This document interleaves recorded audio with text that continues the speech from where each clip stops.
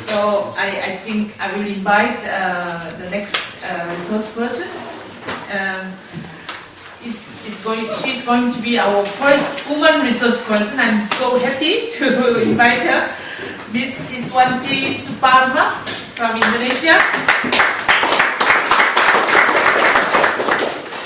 She's an Indonesian representative for Asian Women's Resource Center for Culture and Theology. And I'm very proud actually that we at least have one woman theologian for this forum. I'm sure that she will also help us with the insight and wisdom to deal with this difficult task of the forum. Iswanti, you have the floor. Thank you. Good morning all. Thanks for Dr. Sosei for the heavy lecture about the theology of dialogue. But my paper, I think it's quite different. But I think this is heavier than the theology of dialogue itself, because it reflects really what happened in the daily life, especially in Indonesian. So this is my paper about interreligious dialogue from the perspective of women. So I don't know whether there is a connection, my content of my paper, with the theology of dialogue. We will see. Okay, let me start with the current situation of religious life in Indonesia. I quote a comment of my friends. It is not getting better. We don't feel safe anymore even in God's home. Of course, we are so sad and angry even though I'm a Muslim. I don't understand why they attack God's home. Why they don't stop to terrorize our life? What's wrong with us? But more than that, we get confused. What is going on in this country? Nowadays, such statement and question has risen in the mind of most of Indonesians, whether they are Christian or Muslim. Just few days ago, so this last week, we heard a church bombing. It was a suicide bomb attack. It killed the bomber and injured more than a dozen of people. Few days before this attack, a conflict which was heated by religious issue happened in Molucas, an island which still suffers from a riot 10 years ago. For us, it is difficult to remember all the cases of attacking, bombing, burning, and destroying the church. Sadly, the list is getting too long. Our country is such a messy war inside. We face huge and vast internal problems around us. Case by case comes up in our everyday life, public life. Corruption is still happening in a very blatant way publicly. It is in contradiction with the news of poverty around the country. We claim more and more on building democracy, but in fact we lose more and more of our freedom. The more we are led to be religious country, the more we become hypocrite. The country is such in a crossroad. Indonesia is the world's largest archipelago country in the world. The country has more than 17,000 islands. And in the latest census, we have more than 237 million population, and then takes place as the fourth of the biggest countries in the world. And also Indonesia is the most populous Muslim country in the world. More than 85% of the citizens are Muslim. Most of the Muslim practices Islam relatively moderate and modern. The rest of population, about 15%, are Protestant, Catholic, Hindu, Buddhist, Confucian, and other local religions. We have more than 300 local religions that live around the island. And most of them belong to the indigenous tribes. This fact has created Indonesia as a country with lots of religious tradition. However, in the other side, it bears a tendency of conflict.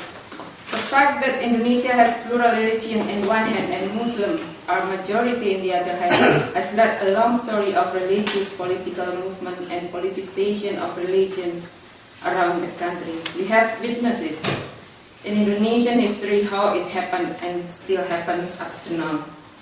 The Constitution of Republic Indonesia and Pancasila as ideological state affirm that one of the principles of the state is belief in God. This principle has its historical root on compromising the form of secular state and that of the religious state, but not a religion state. There have been long debates between those who want to force Islam to become state religion and those who want to bar them from becoming so. This acknowledgement means that Indonesia is neither a secular or nor a religion state. And unfortunately, it has led to a long and lasting controversy and dispute along the political movements in Indonesia up to now. So after the collapse of Suharto regime, our military regime for more than 30 years, the religion-based parties have risen and pushed to this controversial issue into the center stage of political movement. Their efforts have succeeded in the implementation of Islamic law or Sharia Islam in some regions such as Aceh, South Sulawesi, West Sumatra, West Java. And nowadays, as consequence from this development is that religious affair takes very important place in social, cultural, and political context in the daily life of Indonesians. It takes place in individual, community or group, and public or state level. There is a stronger pressure on emphasizing the practice, custom, and law adapted from religious views such in Sharia law, and they are implemented through national or local law and regulation. Only within few years, the country is feared by violence conflicts based on ethnicity and religion, which is still happening till now.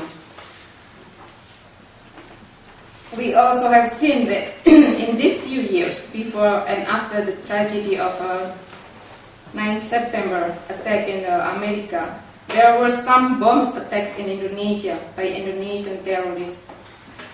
There were some bombs like in Bali, in Australian embassy, in JW Marriott Hotel, and bomb at Christmas night in some churches, and later on attack in the local police office and also some churches. And as we all know that this terrorist has worked on nationally and globally lines. In the meantime, we still bear the legacy of violence from some prominent conflicts before post-Suharto, which had a religion and ethnicity conflict in background. The first 3 years of post-Suharto era, we experienced some collective violence across the archipelago, such anti-Chinese riots, and then mob killings in the religiously divided city of Ambon that escalated into a broader of communal community violence, and then also the conflict between Daya and Malay people in Kalimantan. And also, so after all, we have lots of more than 1 million internally displaced persons around Indonesia as a result of numerous conflicts based on ethnicity, religion, economics, and politics that cause riot, chaos, and war. So, more than 10 years later, there are still thousands of refugees in the camps. So, finally, underlining all these terrible events, I raised a question. How do these all affect women? How do women tackle such situation? Honestly, even it is not easy to understand this entire situation comprehensively. It means it is not going to be easy to find way out. However, I learned the most affected and in the most vulnerable position in such situation are women and children. Then I go to the second part. Women under patriarchal religious power. Most of Indonesian law and legislation emphasizes the importance of equal opportunities and rights for women and men. However, such a coexistence between secular law and Islamic principles such in Sharia law has affected Indonesian women's life. Most of Sharia law around the region has caused a new discrimination, marginalization, and violence against women. Besides, they have caused a controversy, long debates, and even conflicts, particularly between the citizen and the government, and horizontally among the citizens. Where is woman position in this situation? Women in this situation are both as agents or victims. They are fragmented and divided. The power relation is still under control by male and patriarchal ideology in all interrelated spheres. They confront women and they lead a confrontation among women.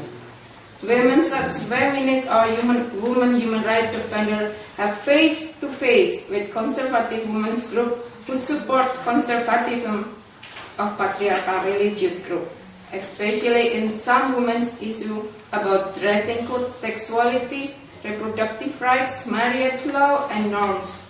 These issues have been developed intersectional among political, social, and economical issues and enforce those patriarchal ideas through the national and local regulation.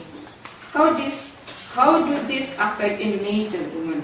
This influx has led a kind of backlash to the achievement of women's movement and human rights movements.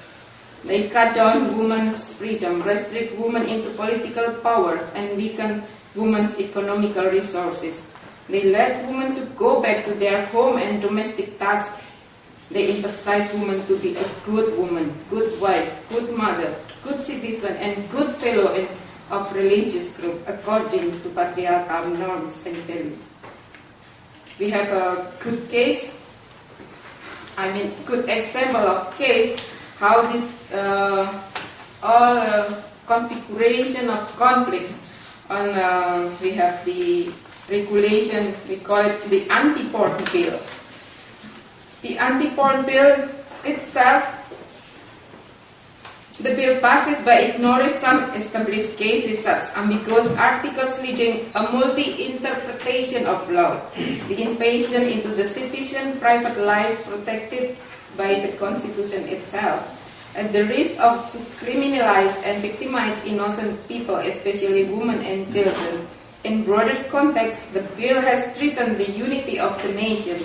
Balinese criticize that the bill threatens their cultural life, which has been preserved for 100 years. A similar stand is adopted by people of Papua. So the bill has ignored the cultural and religious differences by eliminating pluralism and fostering social conflict. The bill has tendency on putting moral choices into fixed legislation. This will cause confusion among the law enforcers later, since moral boundaries are often gray and relative. It was clear who were in and behind the parliament to pass the bill. It was an agenda that feared some Indonesian founding fathers when the nation was built. Agenda of some groups, some fundamentalist friends of Islam who claim to represent the will of the dominant or majority of Indonesian Muslims. Later on, this bill has enforced the local district to pass more and more regulation based on Sharia law. So actually the bill is not concerned itself on the issue of such kind of pornography, but actually this only to cover about this is a try to homogenize our culture by a particular moral standard.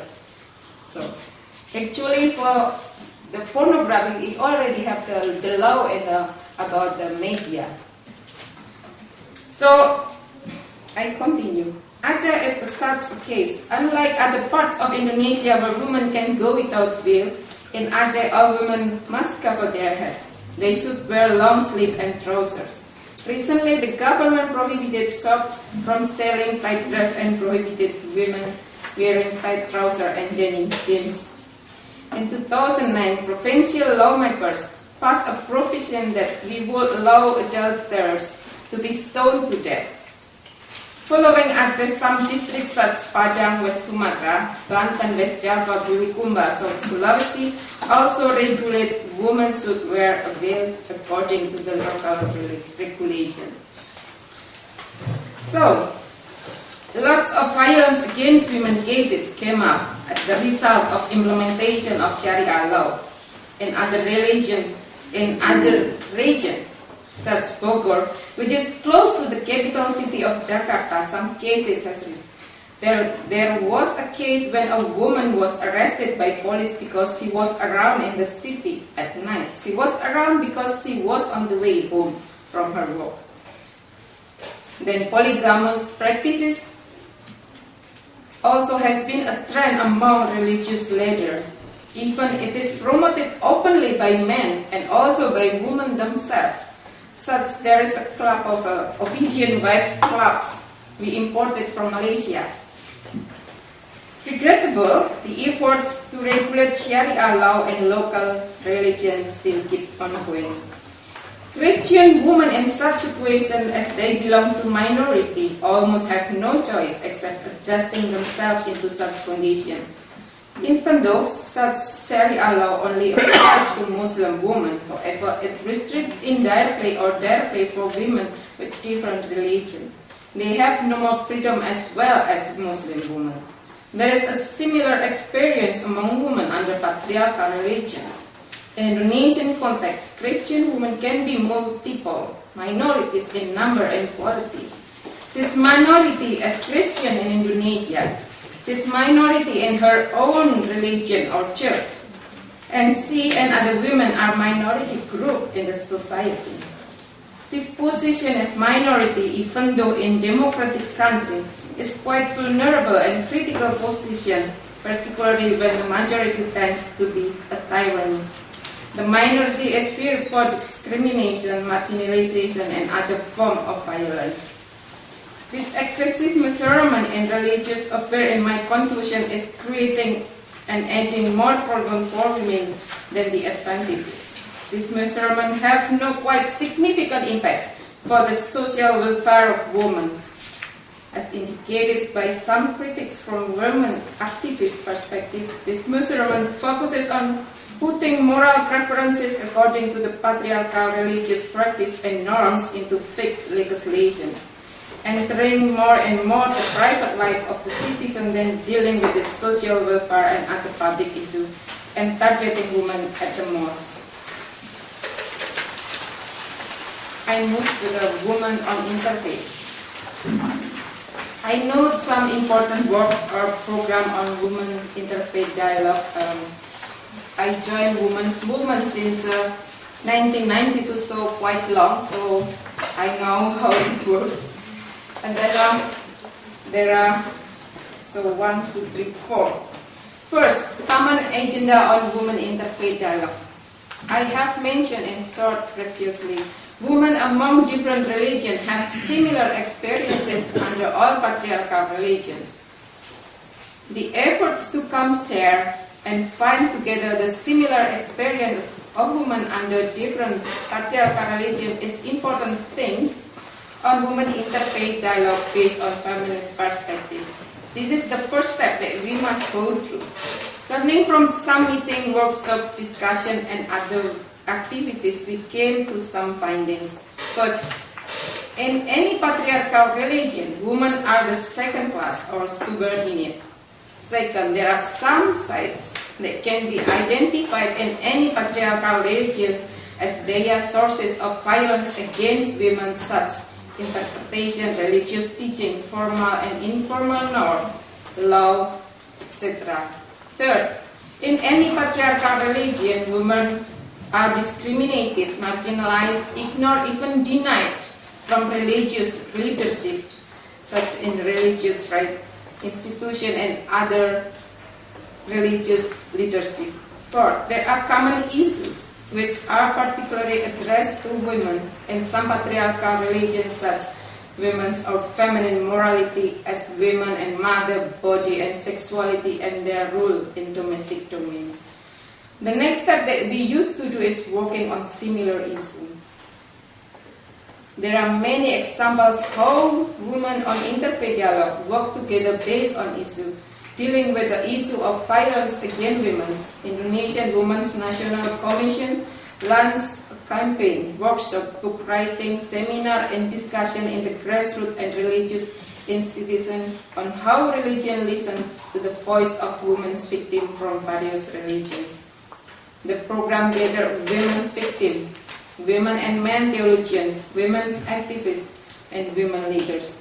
From various religious group women, we explored, deconstructed, and reconstructed lots of violence against women issues, and then we came to a common platform to eliminate the cases. In this way, we transport religion as one of sources of women's operations become a part of liberation. Again, another example issue was about the response of women's group on the pornography bill, when the bill was still in the parliament waiting for endorsement. Women's group and the religious association were divided. Even though it was clear that women will be targeted and victimized more, however, the most of women's groups were still under the influence of their patriarchal perspective to follow the patriarchal politicians and parties in parliament. The case shows us that it is not easy on dealing some issues where religious groups with their interest to standardize the public morality according to particular standards.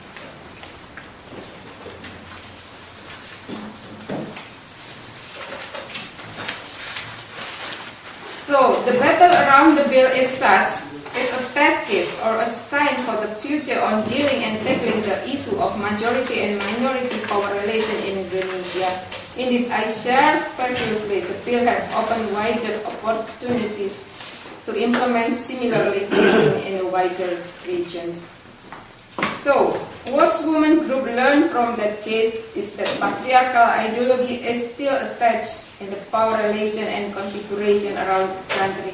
It shows that women have no place and voices on the formal decision maker, such process as male and patriarchal process. Most of the leaders and the member of parliament are male. The leader of religious group or parties are male. Then it's really completely male's world. No woman there. The absence of women there can cause the absence of women voices and their interests. In this way, women must create a space for their own to determine their own voice in decision when all leadership and decision making are close to them. The second is called strategy entering religion through the way round. Because women are absent in the religious leadership. So this is, women have to try to find a way around to go to the center. At first, I go through the second part. At first, it is interesting to see how women perceive the conflict around them. They often see and perceive the conflict with different perspectives from male. Women at the conflict consider conflict as very male political issues and of feminism. At the time of conflict, while men go for fighting, women have to struggle not only for the safety of their children, but she must also struggle for their life can go on. So, the different way on perceiving the conflict often determines the different way of tackling and finding conflict resolution and peacemaking. As women and children are the most affected by the violence and conflict, some of women could not stay in silence. Some of them were victims and survivors, and then led them to work on conflict resolution and peace building. They have worked individually or collectively. Some of them got assistance from women's organizations or humanitarian agencies. By their efforts or with the assistance of humanitarian agencies, they worked through the daily activities in the grassroots. They gathered women to prepare food for their children, established emergency education for children and healthcare. They kept away their children from the war of fighting. They took care of sick people. When the conflicts took years, they must earn money to survive by building a group for income or income generating. Such activities seem to be common activities for women, no matter in peace or conflict or wartime. Such activities are not in the platform or formal peace building meeting. Such activities Such activities are not seen in the publication on television or newspaper or other media coverage. However, such activities are the way women negotiating and tackling their vulnerable position on conflict. So I give an example here about the works of Sister Brigida in the conflict of Ambon. Then she works through these really daily activities of women, but then how she went to the core problem about the religion. So you can read later here.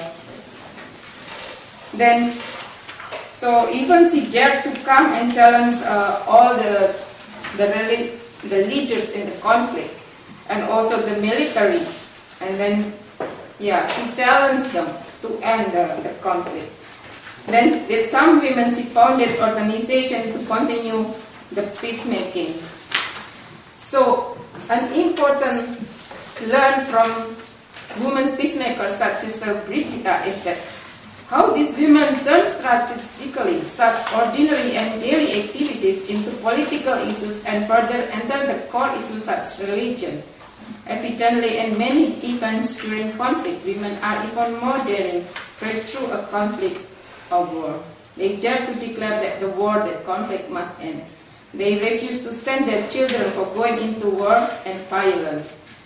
They connect with other women, even their enemies, to negotiate and make peace. So second, it can be seen women have played a large role in managing conflict at a community or grassroots in many ways. However, their involvement in conflict at a higher political level where decisions are made almost do not exist. This kind of women negotiation and struggle in conflict never get enough attention in the formal negotiation table of the community leaders or government. And then I go to the 3, learning and promoting feminist interpretation. Lately, a quite tough work has been done to learn on women intercultural religious studies. One of these tough work is to do some women's or feminist interpretation. This task has aimed to promote interpretation which is based on the spirit of equality and justice and to counter the misogynist interpretation. As an example, we ever had workshop for interfaith women's dialogue on theme of Sarah and Hagar, the woman of Abraham, from Christian and Muslim women.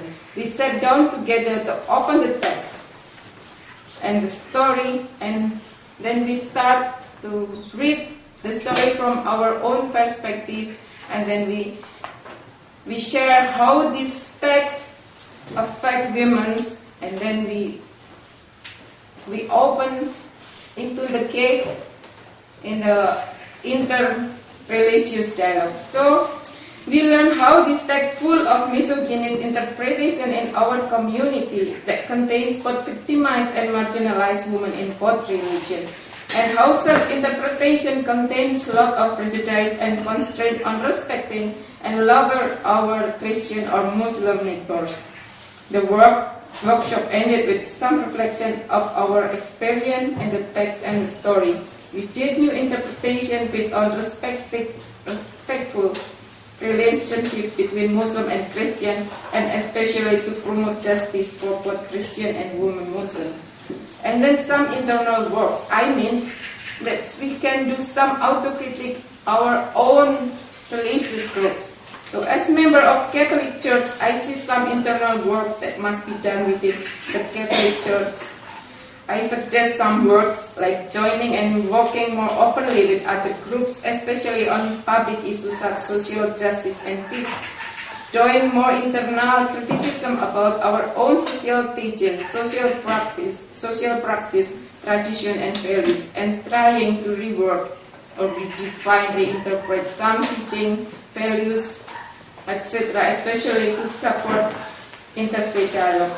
And the last is, from my experience with other women, we see, this is for our own autocritic, that women prove and see that the religion itself is a source of problem. So, if we talk about theology of dialogue from Father We saw lots of things that it seems like religion is solution. But this, I want to show that for women, even our religion is source of oppression, source of problem. That's all. Thank you. Thank you very much, Iswanti. I retain what she said at the end. I think women cares more on the relationship than men, so probably I was not very faithful to my mission as moderator. I was in solidarity with her, giving more time, and was won by force, so sorry for that. But I think the experience developed by Indonesian women who are involved in interreligious dialogue are really interesting experience. And we saw from our own program that a lot of other women leaders from countries like Pakistan, they find this is so fresh air to inspiring of what they could do. So I think that we hope that we will have a little bit more time to share this afternoon after the break. Thanks a lot, Iswanti. I'm going to call for our next resource person. We are a little bit running, it's really like a marathon. I hope that your blood is going to the brain, because we are in real serious dialogue. So